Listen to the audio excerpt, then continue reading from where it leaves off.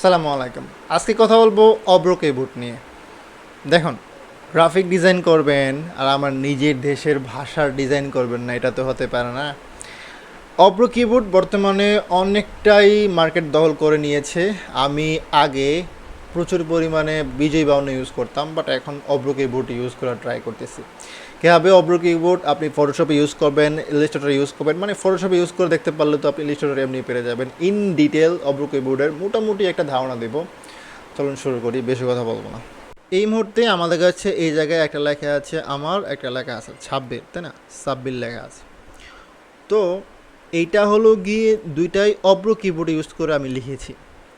খুবই মনোযোগ সহকারে দেখবেন।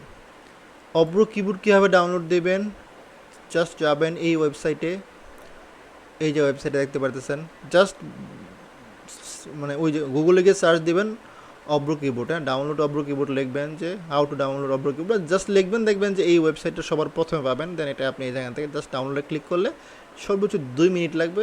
অ্যান্ড দেন যেভাবে ডাউনলোড দিতে হয় একদম সিম্পল। এইটা মানে বাচ্চা কাচ্চারা পারবে, এটা আমার দেখানোর কোনো প্রশ্নই আসে না। এই জায়গায় নিয়ে এসেছি, ঠিক আছে? এখন দেখুন এই জায়গায় দুইটা লেখা আছে, দুইটাই অব্র কিবোর্ডটা লিখেছি, কিন্তু আমার কিন্তু বিজয় বাউন্ন নেই, এই জন্য আমি অব্র কিবোর্ডটা ইউজ করার ট্রাই করতেছি, কারণ অব্র কিবোর্ড অনেক সহজ। তো এখন আমি কি করেছি, এই যে লেখাটা আছে, আচ্ছা তার আগে বলে নেই, বাংলা ফন্ট যখন ডাউনলোড দেবেন তখন দুইভাবে ডাউনলোড হয়। দেখুন আমার কাছে অনেকগুলো বাংলা ফন্ট আছে, ঠিক, সবগুলো কিন্তু বাংলা ফন্ট আমার, হ্যাঁ। তো আমি একটা ফন্ট ওপেন করি, ওপেন করলাম।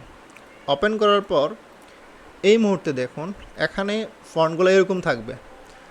এটা হলো ANSI 1 ভার্সন 1 ভার্সন 2, ঠিক আছে? এগুলো যখন তারা কাজ করে তখন ভার্সন 1 ভার্সন 2 কাজ করে, কিছু আপডেট করে, ঠিক আছে? তো অবশ্যই ভার্সন 2 যেটা আছে এটা ইনস্টল দেবেন, তাহলে আপনার জন্য ভালো হবে। অ্যান্ড আরেকটা থাকবে ইউনিকোড, এটাও কিন্তু একটা ফন্ট, ঠিক আছে? অব্র ইউজ করতে গেলে এই ইউনিকোডটা সবচেয়ে বেশি ইউজ হয়। আপনি যখন ইউনিকোডটা ইনস্টল দেবেন সেক্ষেত্রে এই অব্রটা বাংলাতে ইউজ করতে পারবেন, মানে অব্রটা দিয়ে এই ফন্টগুলো ইউজ করতে পারবেন। আবার আপনি যদি ANSI এটাও ইনস্টল দেন সেক্ষেত্রে কিন্তু অব্র কিবোর্ড ইউজ করতে পারবেন, ঠিক আছে? এখন প্রবলেম আমার ক্ষেত্রে আমি একটু ইস্যু বলি। আমি যেহেতু বিজয় বাউন্ন ইউজ করার চিন্তা ভাবনা ছিল আমার, কারণ আমি 95% আমি ওইটা ইউজ করি, ওইটা আমি খুব ভালো পারি, বাট এখন আমি অব্র ভালো পারি। তো সেক্ষেত্রে চিন্তা করলাম অব্র ইউজ করব। দেখুন আমি ANSI ইনস্টল দিয়ে রেখেছি অনেকগুলো ফন্ট আমার এই পিসিতে, ল্যাপটপে, ঠিক আছে? বাট আমি ইউনিকোড ইনস্টল দেই নাই। তো এই দুইটা আমি একটা ইউনিকোড ইনস্টল দিয়েছি, ঠিক আছে? দিয়েছি ট্রাই করার জন্য।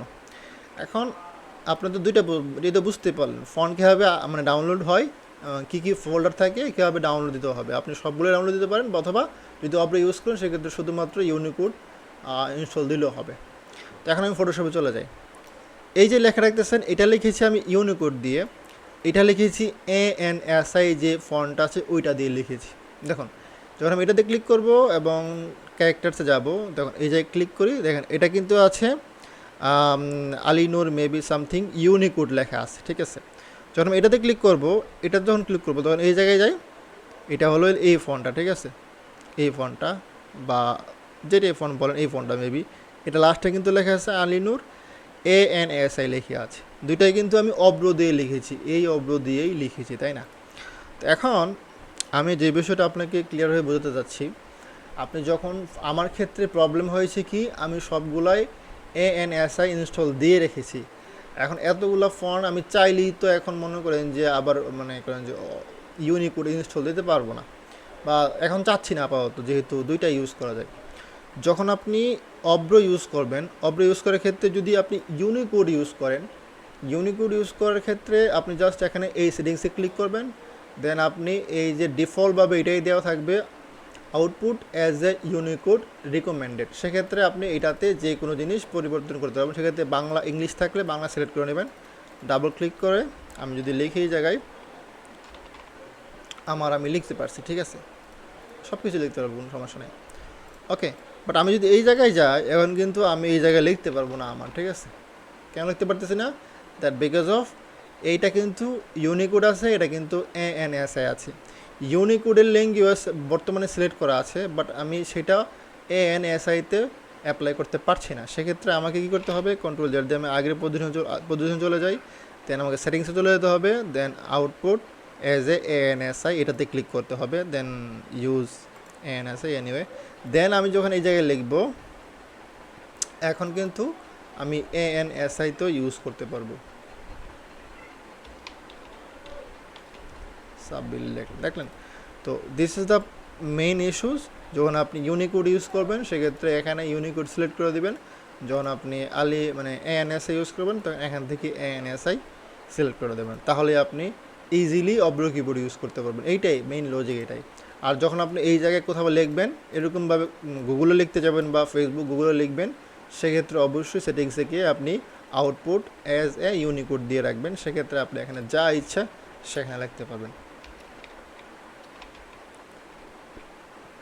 যেমন সোনার তরি যাই আসে, আপনি যা ইচ্ছা এই জায়গায় লিখতে পারবেন। দেন এটাকে আপনি নড়াতে পারবেন, এই জায়গায় রাখতে পারবেন, যেখানে ইচ্ছা সেখানে রাখতে পারবেন। ঠিক আছে, উইচ ইজ রিয়েলি গুড।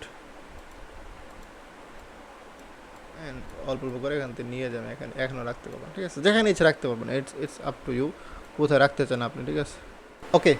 তো আশা করি আপনি বুঝে গিয়েছেন। এই গরমে আসলে পাখা ছাড়া থাকা যায় না। দেখুন, আপনি অব্র কিবোর্ড সম্পর্কে ইন ডিটেল বুঝতে পেরেছেন। ঠিক আছে, BG52 নিয়ে কিন্তু আমার একটা ভিডিও ইউটিউবে আপলোড করা আছে, আমি ডেসক্রিপশনে এবং সব জায়গায় দিয়ে দিব, আপনারা দেখে নেবেন, তাহলে BG52 নিয়ে আপনার কোনো সমস্যা থাকবে না। দেখুন, এই যে ফ্যানটা দেখতেছেন, টেক ইউটিউবাররা কিন্তু এই ধরনের ফ্যানের রিভিউ দিয়ে থাকে। তো তখন থাম্বনেল ডিজাইনটা কিরকম হবে, পজিশনিং কিভাবে হবে, এভরিথিং আমি একটা থাম্বনেল ভিডিও থাম্বনেল তৈরি করে দেখাবো এই ফ্যানটা দিয়ে। তো ওই ভিডিওটা আপনার জন্য একটা প্র্যাকটিক্যাল ক্লাস হতে যাচ্ছে, যেখানে আপনি বুঝতে পারবেন যে অ্যাকচুয়ালি থাম্বনেল ডিজাইনাররা কিভাবে চিন্তা করে থাম্বনেল তৈরি করে। সেই ভিডিওটা আসছে, শুট করছি। তো চ্যানেল সাবস্ক্রাইব করে